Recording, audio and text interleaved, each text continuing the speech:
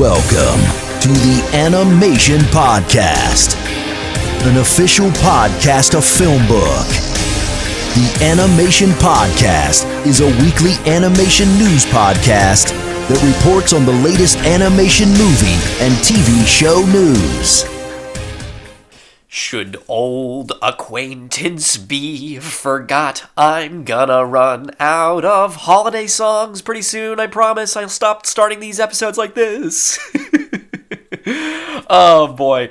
If you can't tell, this is going to be a very loose episode. I'm recording this on New Year's Eve right now, but you guys will be listening to it 2 days into the future on New Year's, New Day twice. So I hope everybody has a happy new year or has had a happy new year, and that in the future things are going okay in 2022. Welcome to the Animated Podcast, everybody. A weekly podcast about all things animation brought to you by Filmbook. My name is Ephraim Burney. If you are tuning into the Animation Podcast for the first time, what I do on this podcast is I discuss the current week's animation news. You can find more The Animation Podcast episodes on Filmbook. That's film-book.com. Using the voice of the guy who introduces me.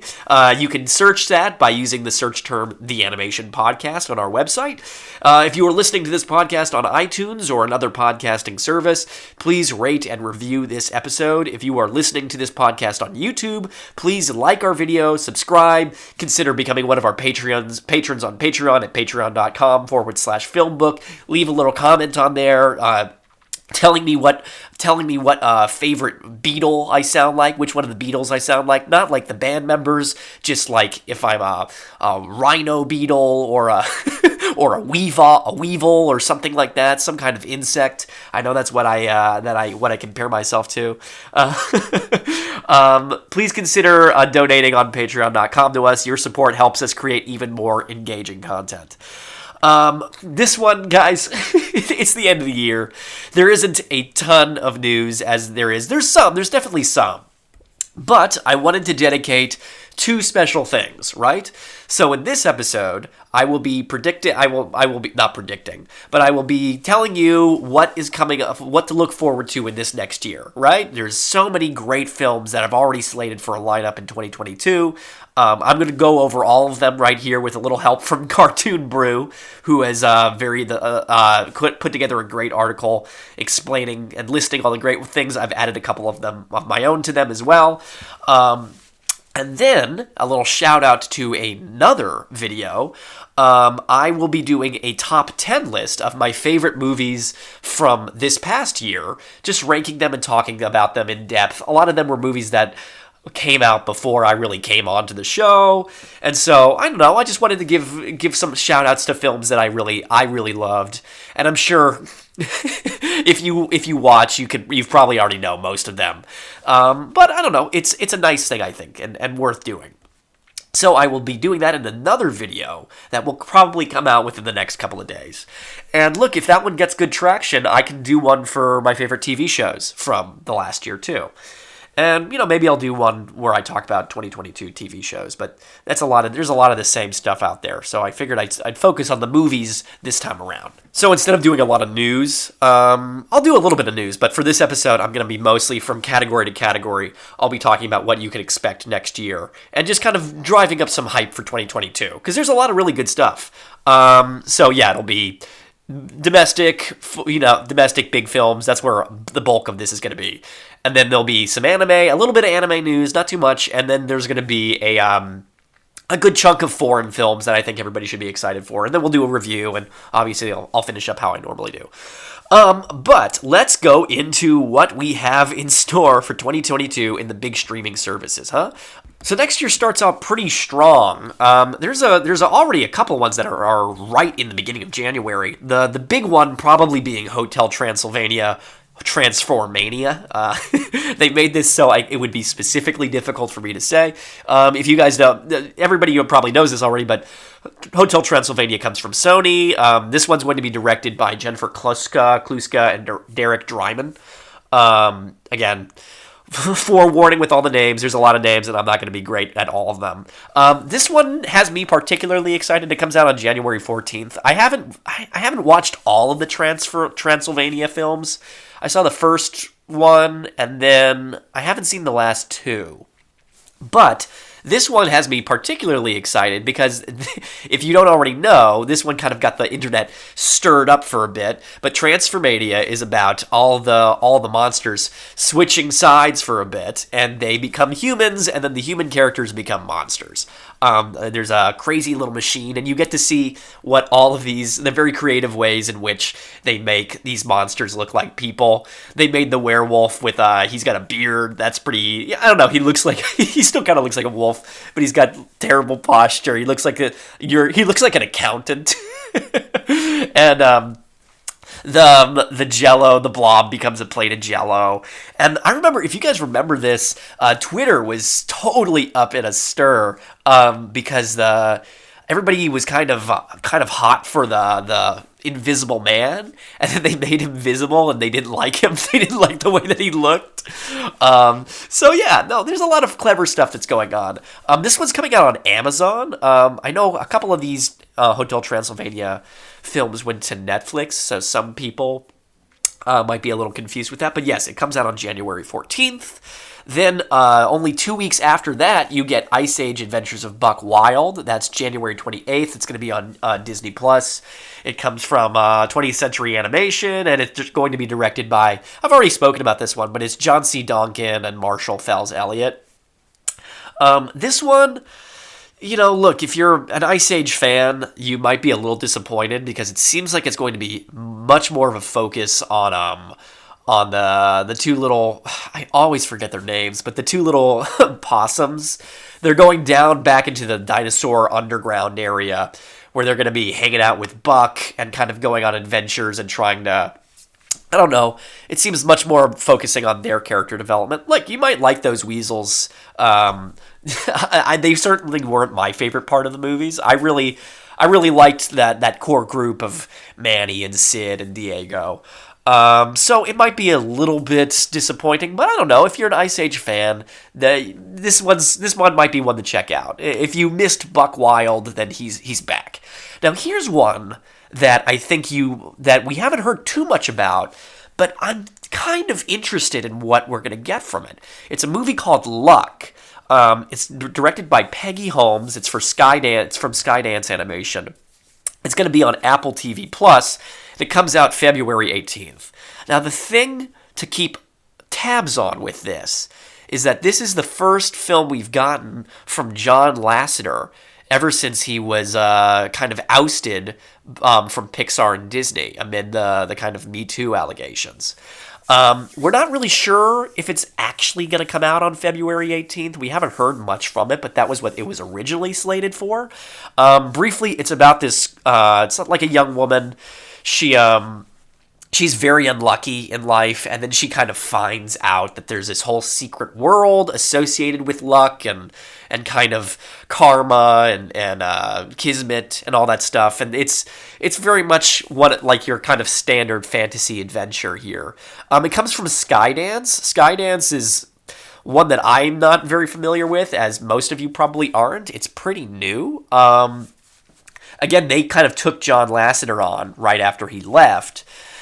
So this is like their kind of chance to, I mean, John is definitely going to try and redeem himself with this one. And I don't know, because we haven't been hearing too much about it, it's all one big question mark. I mean, we have some concept sketches and some, promotional art that looks pretty cool. I don't know. It's one to keep an eye on. And then, again, that's February 18th. That's coming out. And then, straight from Lasseter to his now mortal enemies, Pixar is giving us Turning Red. Turning Red is coming out on March 11th. You have definitely seen the trailer for this. It is everywhere now. But it's going to be on, I don't know if it's going to be on Disney Plus right away, but it's coming out in theaters on March 11th. Just briefly, I've already talked about this film. But briefly, it's about May. She is kind of a girl who thinks that she has it all. And then she realizes that her family has a quirk where once they go through puberty, they have the ability to turn into a giant red panda whenever they get too emotional. I don't like going solely off of the trailer for this one. Again, like, my brain has been inundated with this this trailer and these lines, and then zoom in on the girl saying, "My name's May, and I do what I want whenever I want." I don't like to judge too much on that. I feel like right now the narrative, at least what's being given to us, seems a tad confused. But I don't know. I mean, it looks great. All the Pixar films look great, and the movement looks very cool, and that's what I like. And I like Domi Shi. You remember her from Bao, and that was one of my favorite, most recent shorts that they did. So, Turning Red has everything going for it. I don't know. It's giving me sensors on the back of my pretentious little neck saying that this one might be... I just don't know what it's going to be about and how it's going to go about doing it. And then, so moving on, a month later, you get The Bad Guys, being directed by Pierre Perifel. Again, another trailer you're probably seeing a lot of. This one I was excited about. I talked about it. I don't know if I talked about it last week, but maybe the week before. I can't remember anymore. But it's from DreamWorks. It's the first DreamWorks film that I've been kind of excited for in a bit. It's about a group of kind of bad guy animals, a wolf, a piranha, a tarantula. This is starting to sound a lot like Back to the Outback, isn't it? But they're a gang of thieves, and they're forced to turn good, and it's about their kind of how they redefine themselves in that. I don't know if it necessarily looks like their funniest one, but the action looks pretty cool, and I like the voice cast, and I don't know, it seems like what Shrek felt like, right? When you first watched it, when you were seeing those trailers come out the first time around, it really felt like, oh, it's got that kind of edge that DreamWorks does well. And it's got it's got all those great Kung Fu Panda animators and Shrek people working on it. I think it could be really good. Again, that is April 22nd. Moving on, we've got DC Super Pets. That's coming out on May 20th. Its directors are Jared Stern and Sam Levine. I wasn't crazy about this one. I'm not your biggest superhero guy. I like them a lot. I've already talked about this, so I won't spend too much time. I like Batman and Superman as much as the next guy, I suppose. I'm not... I wouldn't be the kind of guy that goes for their pets. I haven't watched any of these characters before, so I'm kind of removed from that. And I said before, I think the inclusion of Dwayne Johnson as the dog, the main dog, and Kevin Hart as the other dog feels kind of like stunt casting that's going to take away from the actual movie, and it's just going to feel like another one of their kind of buddy comedies, which is, fine. Like, I love those guys. I think they're really funny together, but like, I don't know why this movie needed that. But again, it's April. It's May 20th. It comes out from Warner Bros. You'll see a lot more of these trailers pretty soon, I imagine. One that we haven't been getting too much coverage on, just because it's been flip-flopping, ironic pun intended there, is Bob's Burgers the Movies, or the movie, which will be coming out supposedly on May 27th. We've been getting a lot of, during the COVID kind of initial era of shutdowns and whatnot, it wasn't really clear. There was a moment where we thought this thing was going to be canceled, but now it's back. I love Bob's Burgers. I love these characters. I actually think more than anything, like, these characters could do well with a TV movie, or something like that. Like, Bob's Burgers is the closest thing that I feel like a show has come to, like, the original season of The Simpsons, right? Those first great seasons. They feel very similar to me, just in tone. And look, I loved The Simpsons movie. I felt like that was... I'm probably not alone here in thinking that, but I felt like that was probably the best last thing that The Simpsons did. And so, look, I hope that this movie, the Bob's Burgers movie, isn't the same fate for Bob's Burgers. But, yeah, it's coming out on May 27th. I think it could be good. I think this one might be one to keep an eye on. Then there's another one that we've talked about before, Lightyear, with Buzz Lightyear from Chris Evans playing him. another Pixar. So we've gotten 2 Pixar films pretty closely back to back. That's going to be on June 17th. I'm not going to talk too much more. We already know this one. This is Angus MacLane is directing it. It's from Pixar. It looks very cool. Look, I didn't like Finding Dory very much. That's maybe my least favorite Pixar movie. Watch me start a fire war in the comments about that one. No, I really didn't like Finding Dory. And that's MacLane's like big credit. He was the co-director on that. But I don't know. I have faith with this one. I actually got pretty welled up watching the trailer, like I think a lot of us did. I think redesigning Buzz is a cool move. I think Buzz needed his own movie? No, but if it goes the route of like Buzz from the, Buzz Lightyear Star Command, that could be cool. That's kind of a different character and property altogether. So I don't know. I've got high hopes for that one. Then there's Minions: The Rise of Gru. That's July 1st. It's directed by Kyle Balda.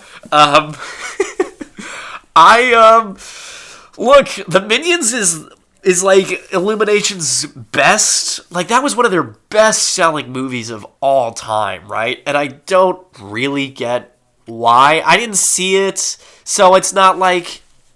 I guess I don't really have a lot of place to judge. I have a friend who's crazy about the Minions, and he thinks this one will be even better than the last one.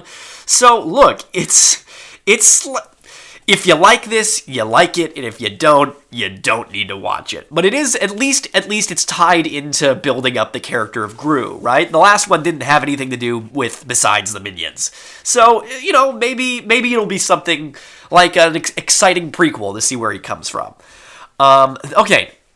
Moving on, here's another one that we haven't heard too much from. It's Under the Boardwalk. It's directed by David Soren. It's from Paramount Animation and Paramount Pictures. That's going to come out on July 22nd. It's from the same folks. I mean, Soren from Captain Underpants, the first epic movie, which, did they ever do? There was never a second epic movie, I don't think. But from what we're reading, what we're getting of what this movie is, I don't know. It's really weird. Like it's like a musical comedy about hermit crabs, and they're like talking like they're from Jersey Shore, and it's supposed to be kind of like it's supposed to have tones from Romeo and Juliet, where like the native hermit crabs are doing battle against the tourist crabs, and like 2 of them fall in love. So, I mean, look, it sounds ridiculous. So it could either be really good or really bad. Like, when I hear something like this, it makes me kind of think of something like Storks, which was like, you saw the trailer so much, and the premise was so ridiculous. And I kept thinking, I'm like, this is going to be so bad. And it turned into like one of my favorite movies of the year. Look at me distinguishing myself as a man of taste, saying I hated Finding Dory, but I liked Storks. But yeah, this is Under the Boardwalk. It's from the same people, DNEG. It's from their younger animation unit. Those are the people that gave you Ron's Gone Wrong. So this is kind of their second outing. They're going to show, hey, maybe is this something a production company to pay attention to in this realm? I don't know. Ron's Gone Wrong did okay, and so I think they're kind of showing themselves off here. That's Under the Boardwalk. Then there's Puss in Boots: The Last Wish. That's coming out on September 23rd. It's coming from director Joel Crawford. Puss in Boots is obviously DreamWorks. This has been this is like a long time. Oh my gosh, Puss in Boots came out in what, like 2010, 11, 12? This is long time coming. But yes, this is the sequel spinoff of that character. This is like the first time we've gotten this in a while. Wow. Like, I wonder, I don't know if we're supposed to have any Shrek in this movie. I think it might just be Puss in Boots. But this is more of that character. This is more of his world. I imagine, I don't know what fairy tale we're getting from this one, but it will be more of Puss in Boots, which is great. Like, look, as a kid, I loved Puss in Boots was my favorite character. So I liked the movie okay. I can't remember, was it nominated for an Oscar? This is a very loose episode, guys. I'm not I don't have my information pulled up in front of me as I talk. But yes, so more Puss in Boots: The Last Wish. This is your first little taste of Shrek in a very long time. Then this is the one that everybody's pulling for, right? This is Spider-Man Across the Spider-Verse Part 1 will come out October 7th. It's from directors Joaquin Dos Santos, Kemp Powers, and Justin K. Thompson. It's more of Sony, Sony makes these. This one looks pretty damn cool. I talked about it before, so I won't go too far. But this is kind of what I was hoping Spider-Man Into the Spider-Verse would be. It looks like it's Spider-Man kind of traveling across these different realms, and it's coming right on the back of No Way Home, which it really explored that territory. I think this is very, very cool. He's fighting, Miles looks a little older. He's fighting what looks like another version of Spider-Man, at least to me. Maybe it's some realm of Venom. I'm not sure. But the fact that it's part 1, too, they're being pretty... They're being pretty ambitious with this one. They've also said, some of the producers, like Amy Pascal, promised us that there would be more of a romantic focus between Miles and Gwen with this one, which makes sense. I think they were kind of holding off on that because they were younger and because those characters were still fresh and they were introducing everything. So we'll see. I think this could be pretty cool and what they do with it. I'm excited. Now, moving on to an ambitious project from Disney. This is coming out on November 23rd. It's from Don Hall, director, and from Disney. It's Strange World. This one is an interesting... This is going to be Disney's only movie for Tour of 2022. So I think they're kind of doubling down with this one, and they're definitely doubling down with the kind of action-adventure thing that we saw a little bit from Raya. And yes, Don Hall was the director of Raya, so it makes sense that they're bringing him back on. They also have the co-writer from Raya, which is Kwai Nguyen. Sorry if I got your name wrong, Kwai. But it is I think Disney might have seen what some of these really big action-adventure films in the last couple of years have done, and they're kind of interested in doubling down on that. This is a kind of space odyssey about a family of the Clades. That's their name, and they're legendary space explorers or whatnot, but they're in this unexplored planet. That's kind of all we've gotten. We've got some concept art that looks very cool. Looks kind of like I don't know. It's weird. It doesn't look very Disney, and I can't imagine that this is what it will ultimately look like. I wonder about this one. If Disney plays it a little risky and tries something new, I think it could be really good. But if they fall back on their roots of kind of older-fashioned story structure and I don't know, kind of that same style of animation, which is admittedly really good, but I don't know if it would work for this. I'm cautiously optimistic with Strange World. Then there's the Super Mario movie. I'm not even going to talk about that one. That's Aaron Harvith and Michael Jelenic. That's coming out on December 21st. We don't even have a name yet. It is literally just being sold on its cast and that it's Mario. I don't have high hopes, but maybe. But that's everything with a slated release, right, for 2022. There's a lot of other ones. There's we have Guillermo del Toro's Pinocchio. That's going to be really exciting. There's Blazing Samurai. That's going to be really exciting. But we don't have official release dates on those yet, so I'm not going to cover those just yet. Instead, I'm going to move on because I'm already 25 minutes into this video. I'm going to talk about anime. So in the world, I'll just do 2 for an anime because I'm so behind. This is going to be such a messy episode. In anime films to hit you next year, right? The 2 big ones to keep in mind out of the sea of upcoming anime releases are Dragon Ball Superhero and Doraemon, Nobita's Little Star Wars. That's 2021, but in a cruel twist of fate is coming out in 2022. I'll talk about that one in just a bit. But for Dragon Ball Superhero, that is coming out April 22nd, 2022 in Japan. We don't have an American release date yet, but I imagine you'll be able to get streamings of the Japanese version wherever you stream anime. It's a sequel. I've already talked about this one before, but it's a sequel to the 2018 Dragon Ball Super Brawly. Superhero takes place after the conclusion of the Buu saga. The story that we've gotten so far is that an evil corporation has revived the notorious Red Ribbon Army and has constructed 2 new androids, Gamma 1 and Gamma 2. Their sole purpose is to seek out vengeance on Goku for his acts against their android brethren from the Cell Saga. The promotional material that we've gotten gave us a look at some of the characters, like Gamma 1 and Gamma 2, which look very cool. I wonder what I don't know exactly what the dynamic is going to be. It'd probably be similar to the androids from before. But we also got looks at 3D models from special characters that might be a focus of the movie, like Krillin, Pan, and Piccolo. Krillin's probably going to get a spotlight in the narrative because of his relationship with Android 18. Well, the trailer also, the trailer showcased Pan, Goku's granddaughter. It looks like she's going to be kind of going through that Gohan. Remember when Gohan was a kid and he did like the little baby training with Piccolo? It kind of looks like that's going to be what's going on with Pan.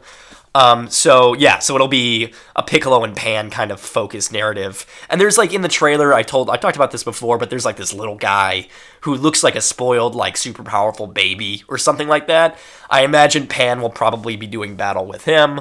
One other thing to keep in mind with this, even though this is like the 21st Dragon Ball feature film, it's actually the first one in the whole franchise that is using a majority of 3D CGI animation. So, look, I'm kind of interested in what that might look and do regarding the look and the change of things. I don't know, it could be. Remember, it's coming out in Japan on April 22nd in 2022. Okay, so next is Doraemon, Nobita's Little Star Wars 2021, coming out on March 4th, 2022. As the name suggests, Nobita's Little Star Wars 2021 is a remake of the 1985 Doraemon film of the same name, which was itself a parody of, you guessed it, Star Wars. The plot consists of Nobita finding a teeny tiny little alien named Poppy. It's so cute. A little alien named Poppy who comes to Earth attempting to escape an evil army taking over his home planet of Pirika. Very much Star Wars in that kind of theming. But when the alien army shows up to attack Earth and get Poppy back, it's up to Doraemon and Nobita and all that gang to save the planet and save Poppy. The film is being directed by Susumu Yamaguchi, who has plenty of Doraemon credits under his belt. Like, seriously, he's directed several of these and worked in the art department, as well as other anime titles. And the script comes from Dai Sato, who he's written for so many of your favorite classic anime. It's like it would probably make your head spin. So we're in good hands with this one. If you can tell from the title, the film was originally slated to debut this past year. But of course, with the world of COVID-19 and the pandemic, the film had to be postponed to March of 2022. But here at the Animation Podcast, we'd like to say when it comes to our remakes of satires and parodies of Star Wars, better late than never, I'd say. Finally, just to take a break from upcoming movie news and whatnot, in a fun little crossover between news sections, I can report that Summertime Rendering, the mystery anime series adapted from writer and illustrator Yasuki Tanaka, will be making its way to Disney Plus in April of next year. I've spoken on Summertime Rendering before, but as a reminder, the manga-turned-anime series focuses on a young man returning to his isolated hometown on an island to visit, to attend an old friend's funeral. Of course, once he gets there, Shinpai, our protagonist, finds out that his vacation home may be just about a living nightmare.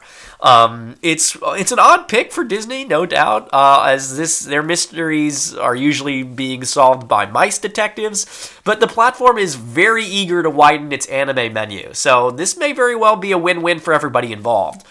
I'm not sure if Disney Plus will ever be the place to go for anime. At least, I don't know if it will ever be like the popular one for it, but it's certainly trying to get its foot in the game. Okay, moving on to animation around the world. Here are 5 animated movies to keep an eye on that are coming out this next year that I think that you should, maybe pay attention to. Charlotte, for one. Charlotte is coming from Belgium and France and Spain. It's coming to theaters in the U.S. on April 22nd, 2022. That's same day as Dragon Ball Superhero comes out. Charlotte Solomon is a name you might be familiar with. She was a young painter in her mid-20s whose life was very tragically taken away from us too soon in a concentration camp during the Nazi regime. She is mostly remembered in the modern day now through her beloved autobiographical paintings, and also now, through the upcoming biopic directed by Eric Warren and Tahir Rana. So far, it's going to be the only one of these films that I'm talking about that actually has a U.S. theatrical run planned. The movie's titular character is going to be voiced by Keira Knightley, and you can watch it in a theater near you come April 22nd. Again, same day as Dragon Ball Super comes out. Another exciting name that you might be familiar with some animation coming their way, is Haruki Murakami. Blind Willow, Sleeping Woman from Luxembourg, Netherlands, France, and Canada is going to be releasing sometime in the earlier half of 2022. Fans of short or speculative fiction probably know Murakami already. This is an oft-adapted series of short stories that is making its way to an upcoming animated anthology. This is the first time the writer's works will be interpreted in an animated medium, and if you can't already tell from the trailer, the form and the filling might be a perfect fit for one another.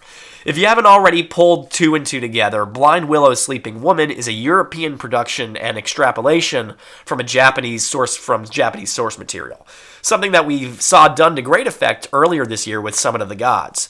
The movie is going to be directed by Pierre Foldes, or Folds. Not really sure how you say this one. It's got an umlaut over the O. And it will combine several of Murakami's stories into one overarching narrative about a handful of protagonists dealing with what seems to be a devastating and inevitable earthquake coming in Japan. The animation itself is strange and eerie and fantastical in all the ways that Murakami's writing has been praised for. If you are a fan of the writer or innovative storytelling, I have a feeling this one is going to be for you.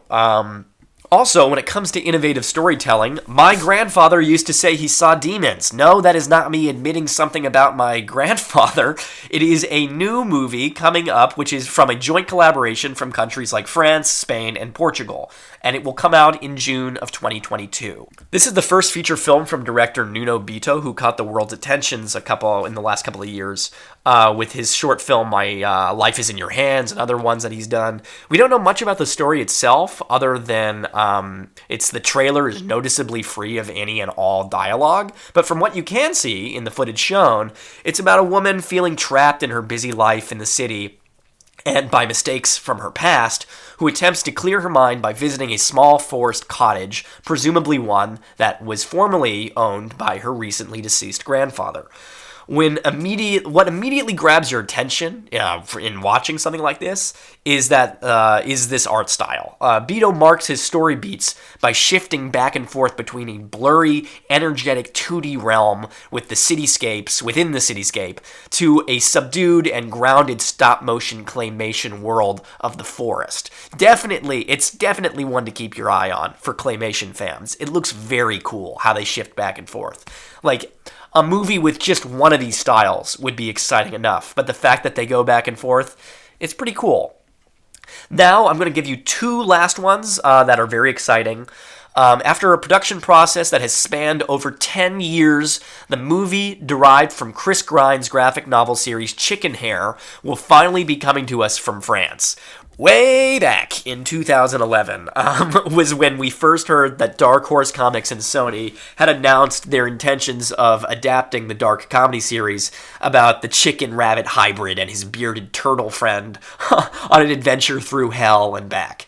The movie was written and then rewritten and then rewritten until it was ultimately canceled in 2016, only to be brought back to life again in 2021 with the new name Chicken Hair and the Hamster of Darkness. It's got directors Ben Stassen and Matthew Zeller attached, and Dave Collard, or Collard, I'm not sure if he's French or not. Dave Collard is writing the screenplay. The movie is slated for sometime in mid to late of next year. Seeing something like this, just for me, it gives all of us animation wannabes and hopefuls some real faith that no matter how many setbacks you face, if you keep pushing and believing and building the project, there is room for you in this medium. And I'm very excited for this. I like the comic books. I actually read them. I read them way back when. So I think this will be very, very cool. And then lastly, a movie I'm particularly interested in. France and Spain might be giving us the most whack job, gory, and fascinating story of 2022 in Alberto Vasquez's Unicorn Wars.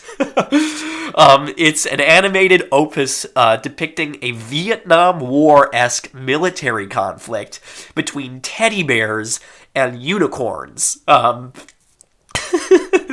The movie is a total condemnation of violence using the most adorable imagery available. It is surreal. It's a satire that its creators describe as Apocalypse Now meets Bambi. And from the trailer, that is like spot on. Some of the moments that are showcased seem like this twisted combination of hilarious and downright disturbing, which comes as no surprise to anyone who has followed Vasquez's career, particularly with his feature Bird Boy, The Forgotten Child, and shorts like Decorado under his belt. There isn't a precise date for this film's release as of now, but it is still expected sometime in next year, and you guys should check out the trailer. It's pretty cool. I say that. It's pretty cool, guys. Check it out. Okay, moving on. In home video and digital HD releases, in the realm of circular things that you can pay to go spinning, we've got a whole lot of end of the year Blu-ray and home video release news and reminders. So, say you wanted to start your new year with a spooky little road trip, there isn't a better time to pre-order yourself a copy of The Addams Family 2, which will be coming out for digital and home purchasing on January 18th of 2022.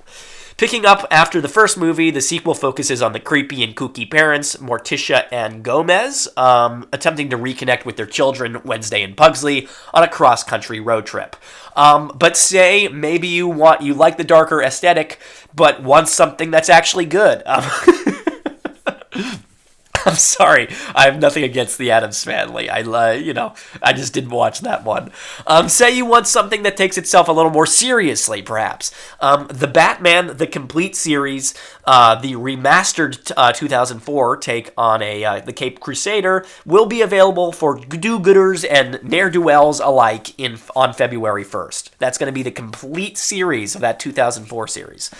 But maybe you like the action but would rather have it be a little more stylized. Well, you're in luck, because the 8th season of Rooster Teeth's smash hit anime series, RWBY, is already out now, just begging for you to enjoy those signature fight scenes while you're out here fighting for your life in the new year, on New Year's Eve, or in the new year. Oh boy.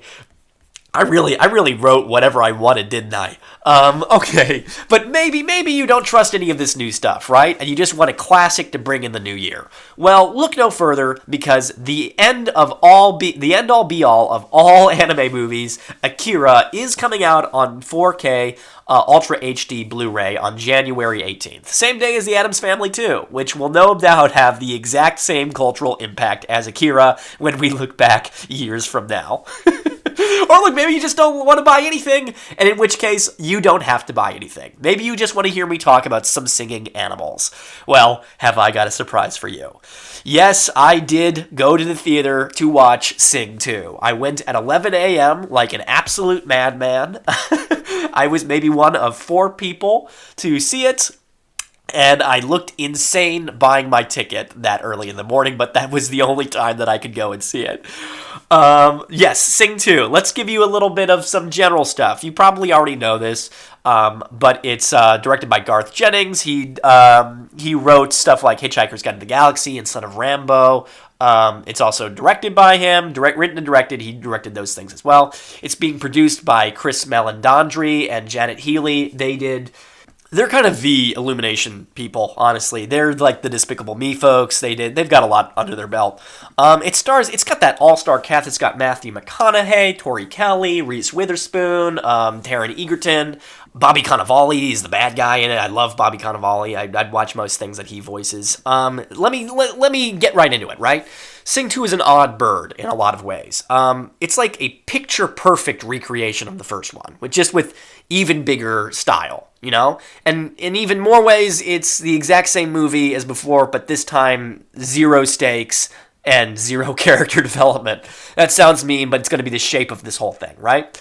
So I know a lot of film YouTube and analysis channels were sort of turned off. They turned their noses up at the first Sing movie, dismissing it as some kind of shallow corporate formula film that distracts away from the lack of substance with musical numbers. That's not necessarily wrong. I feel like I might be in the minority with this one. I actually liked Sing, the first Sing movie. I thought it was pretty good, even though I knew what it was doing and what Illumination was doing with it. I thought the characters were charming and heartfelt and the songs were exciting, and coming from a showbiz background myself, I enjoyed seeing something that really felt like it honored that theater kid that most of us have deep inside. So, since I liked the first one, right, and the second one is pretty much the same movie, that probably means that I liked this one, right? Let's talk about the story. Both Sing movies recycle a lot of the same beats. They focus on a small-town artistic director, Buster Moon, the Matthew McConaughey koala. Brief tangent, but how crazy is it that this koala sounds literally nothing like Matthew McConaughey, right? Like, it's crazy that he is the guy who voices him, at least to me. Moon is hit with some kind of bad news, and then in an attempt to save his skin, fabricates a fantastical story to convince an authority figure into helping him. The rest of the movie is spent focusing on 4 smaller subplots between Moon's cast, all dealing with personal issues, as Moon himself tries to turn his lie into a reality. That is the Sing blueprint. You can now make any Sing movie you want, knowing that there are steps that you can follow. This time around, Moon is told by a big-time talent scout that he and his cast don't have what it takes to make it in the Red Shore in Red Shore City, which seems kind of like the Sing universe's equivalent to Vegas or something like that. Moon sneaks his cast into an audition for Jimmy Crystal, the Bobby Cannavale wolf, who is the entertainment mogul who kind of runs Red Shore, Vegas City, or whatever, right? Moon tricks the wolf, Crystal is the wolf, into thinking that they have some big flashy musical starring Clay Calloway, a reclusive ex-rock star who mysteriously disappeared 15 years ago. And because of that, Crystal gives them a shot, and the movie's off and running. Moon struggles to kind of create the big musical that he doesn't actually have, while the cast members all deal with their different things, and they all try and convince Clay Calloway to come back on into the spotlight when they said that they had him when they didn't, right? When it comes to a movie like Sing or Sing 2, there are really only 2 aspects that are important. It's characters and it's the spectacle.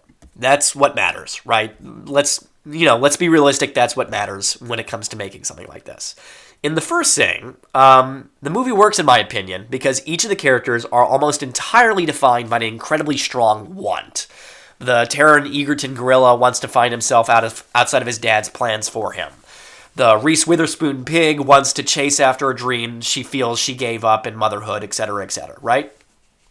These are exciting stories about self-actualization that the communal goal of putting on a show lifts up. All the songs come from those characters fighting for their passions. When you see Scarlett Johansson Porcupine shred on the guitar or Tori Kelly Elephant like belting and doing the riffs and fireworks and light shows are going off in the background, your heartstrings get pulled because that's what we know achieving your passion feels like, That's the spectacle is supporting the characters. But in Sing 2, those characters have, for the most part, gotten what they set out to do in the first time around. The movie finds itself in a difficult position. It would be very, very easy to make a movie about small town performers feeling like they're out of their league and that they lose their confidence. But because the series has already made a movie, that storyline is already under its belt. It really couldn't go that route again. So it gives the characters very surface level problems. Taron E. Gorilla has to dance in the musical, but he doesn't know how to dance. Or Reese Witherpig is supposed to do a big jump off a high dive, but she's afraid of heights.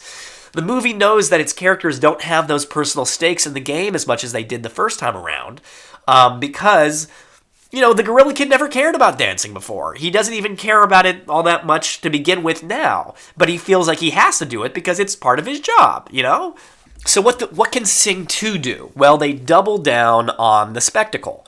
There are more songs and they are bigger and flashier than before. And in a lot of cases, you do get pretty wowed, especially in the third act, where a lot of the build up for what the show that they're putting on is actually going to be has its payoff. The musical numbers are just wow.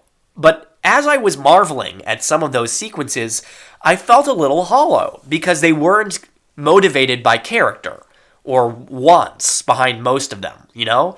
Yeah, there's a brief catharsis when a character can do something that they couldn't do before, but, like, why are they doing these things in the first place? In Sing's 2 case, it's almost entirely because the story needed them to have something that they needed to do in the big final sequence. This time around, the characters are supporting the spectacle, and it doesn't work half as well.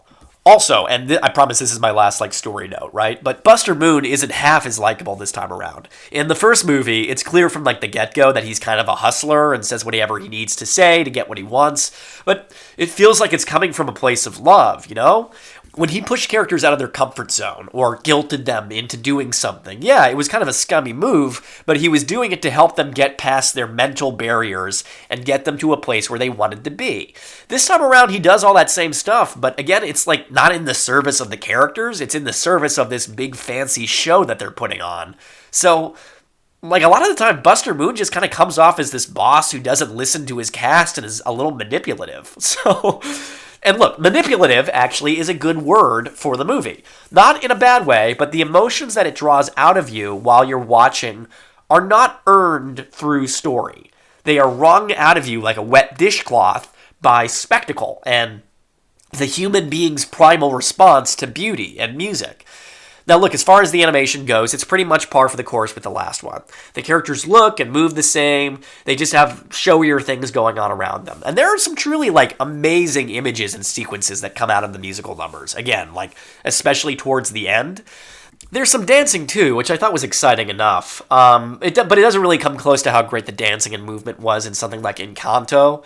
But there's something charming about how all these animals move much more like humans would, and I also like that the bigger animals felt like they had real weight to them, and the smaller ones had a lightness about them. Everything feels very kid-friendly and round, which is kind of what you'd expect from Illumination. They hardly ever veer away from that. And I'm not the biggest fan of the studios doing tons of fur textures on animated characters. This movie wasn't too egregious with that, though they do have maybe 4 or so occasions when Buster Moon gets wet or soaked, and his little wet koala fur texture definitely skeeved me out a little bit. I also feel like I should briefly talk about the songs. This is totally subjective, right? But it didn't feel to me like there were as many bangers. I don't know. Again, that's pretty subjective, but I might have to go back and rewatch the first one. Sing 2 has a ton of songs, but hardly any of them are actually they're not sung to their completion. There's also a couple of times where they have a song that really didn't fit what was going on. There was a scene where the characters are sneaking into the agent's building, and they start playing Bad Guy by Billie Eilish. It could be just because that song is used a lot in animation trailers and in animated movies and TV shows nowadays, but it felt really shoehorned in there.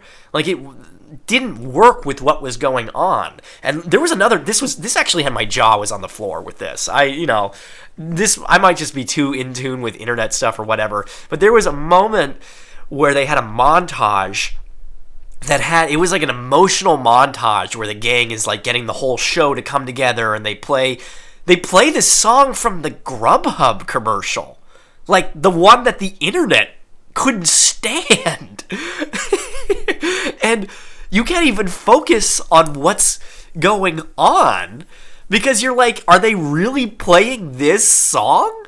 Even if you don't know what is going, you don't know the context behind that song, it doesn't work with what's going on. It's kind of poppy and tonal and tinny and annoying. I don't know why they were using that for this really kind of emotional moment.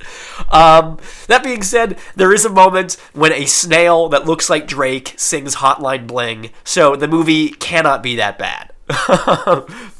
As I wrap this all up, I find myself in a little critic's dilemma, right? Do I fault a movie for making me feel something through the use of techniques like animated spectacle and music instead of through a more thoughtful narrative effort? Or do I give it credit for achieving exactly what it wanted to do in making me feel a certain way? After all, bigger, more beloved movies have used the exact same idea, the same music to conjure emotion before, and will continue to do so. If I love something like Ratatouille or Coco, I know I say Ratatouille weird. Everybody I know comments about that. But if I love something like the music in Ratatouille or in Coco, using soundtracks to get me to well up inside, can I really be mad when audiences cheer for Reese Witherspoon Pig when she hits the high notes and break free while saving the day?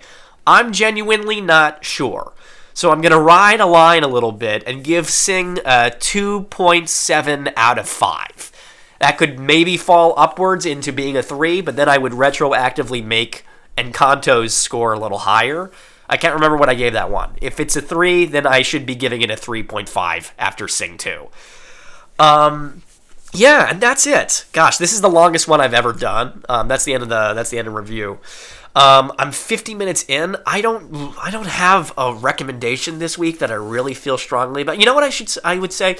This will be good, actually. If you want to watch my top 10 list that's coming out in a couple of days, I recommend that you go and you watch Batman The Long Halloween. I'll be talking about that, not to spoil anything.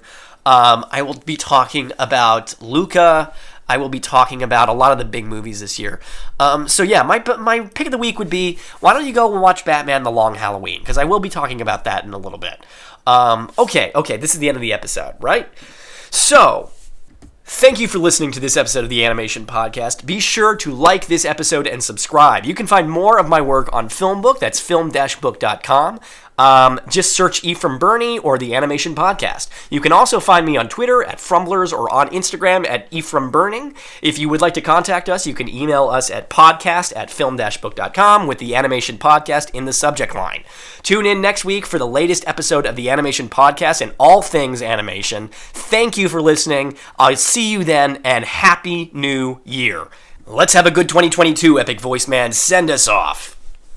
Thanks for listening to the Animation Podcast. Find more of the Animation Podcast on Filmbook, on your favorite podcast service, and on YouTube.